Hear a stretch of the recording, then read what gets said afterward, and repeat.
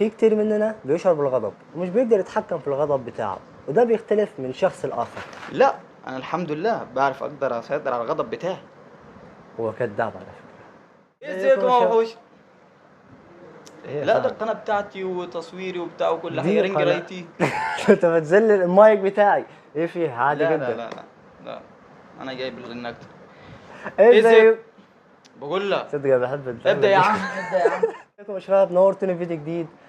بحب اشكر شريف لانه شاركني في الفيديو ده، وشريف بقاله كتير قوي مش بيصور، كتير قوي مش بيصور. ايه انتوا جايبيني هنا عشان تهزقوني ولا ايه؟ شلون يا جدعان؟ لو اول مره تشوفني هنا تنساش تعمل لايك، سبسكرايب، فعل زر الجرس. بالظبط. يلا بينا على الفيديو على طول. يلا بينا. لما تيجي نسال سؤال كده بسيط، ايه اللي مخلي الشخص يفقد السيطره على نفسه مثلا؟ كل اللي في حياتنا بتخلينا نفقد الصبر. انا عارف. التصوير بيخلينا نتعصب، انا عارف مش المونتاج بيخلينا نتعصب. ما انا حافظهم والله. الاكل، الشرب، المواصلات، الصرف الصحي، الغاز، الكهرباء. لا بس ما تنساش اللي ما بيعملش سبسكرايب تقل دم امك، ما بحبوش الواد ده. بعيدا عن كل الاسباب اللي احنا قلناها دي، الا ان السبب مهم جدا وهو التطور.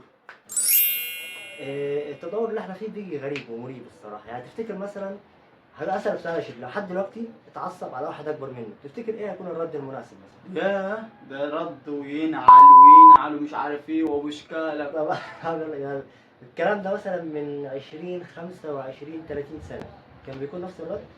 ابدا. تخيل يا شريف باشا. يا مساء الخيرات، يا مساء الجلاش، حبيب قلبي، حبيب هارتي. ازيك يا باشا؟ عامل ازيك يا باشا؟ عامل ايه؟ تمام الحمد يا لله. ترى ايه؟ وانا وماشي النهارده خبطت في واحد اتعصب عليا وبص لي في عينيا. يا راجل لا والله حصل. كنت ماشي مرة أنا في الطريق، لقيت واحد صايع شوية خبطني من غير ما يقصد، بص لي وتعصب قال لي ربنا يسامحك. قال لك ربنا يسامحك؟ والله يا راجل ما تقولش كده. لا والله حصل. يا راجل ما تقولش. قال لك ربنا يسامحك؟ قال لي ربنا يسامحك. ده مش بيتربي ده ولا ايه؟ برضه من الاسباب اللي بتخلي الواحد يفقد اعصابه البيئه اللي هو عايش فيها. يعني هو لو قاعد في بيئه صوتها عالي ودايما بتزعج ودايما عصبيه هيطلع هو عصبي. لو قاعد في بيئه هاديه زي دي دلوقتي مثلا انت كذاب ابو صلاح. هيبقى هادي وجميل. يعني السبب ممكن يكون الاهل مثلا، ان هو يبنوا الشخصيه دي. يتخيل مثلا لو زمان قالوا لنا لو بقيت هادي او لو تعصبت ابو رجلي مسلوخه هيجي يضربك، كان كل الناس بقيت هادي. انا جاي هنا اطلب على واحد يصير وبيتعصب كتير. لا انا خلي بالك مش قصير، انا اخو صاحب المغامره. اخو صاحب المغامره؟ ايوه. كيف يعني؟ انا اعرف صاحب المغامره وعوش اخواته. لا لا لا، حتى انا اسمي شريف المغامره. شريف المغامره؟ عارف لو طلعت انت بتتعصب كتير انا همسكك. ده شكله من قريب بخوف خالص.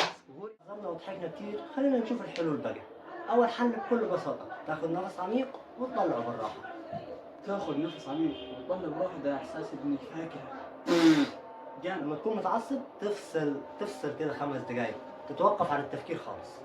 يا سلام لو كمان فصلت تفكيرك وريحت شويه وفكرت في حلول بديله. يا ليلي يا ليلي يا ليلي، ما تحمسيش وتسيبني. اوعى. بس كده كان معاكم شريف المخيف صاحب قناه الوحوش، وشكلي هاخد القناه بتاعت مصطفى وكده. عايزك ما تنساش تعمل لايك سبسكرايب عشان ناقصين جدا جدا في السوق، فكده اقدر اقول لكم ايه ده ايه ده ايه ده؟ انت هتختم القلم؟ وإيه يعني؟ ايه يعني؟ يا عم ربنا يسامحك يا عم. سلام. يا عم انت زحمه. يا مش اشتريت تاني بيسمع.